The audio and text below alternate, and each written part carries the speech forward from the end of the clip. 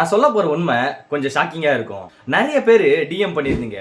First of all உங்க எல்லாருக்கும் ரொம்ப நன்றி. சொட்ட விழுந்தா ஏர் டிரான்ஸ்பிளான்ட் மட்டும் தான் ஒரே சொல்யூஷனா? எப்படி உங்கள மாதிரி பால்னஸ்ட ஸ்டைலா மாசா மாத்துறது? பால்டா இருந்தா பொண்ணுங்க பேசுவாங்களா? இன்னும் இன்ட்ரெஸ்டிங்கான ஒரு மேட்ரு, ஒரு பிரதர் டிஎம் பண்ணியிருந்தாரு. நாளைக்கு பொண்ணு பார்க்க போறேன், எந்த மாதிரி அவுட்ஃபிட் போடலான்னு.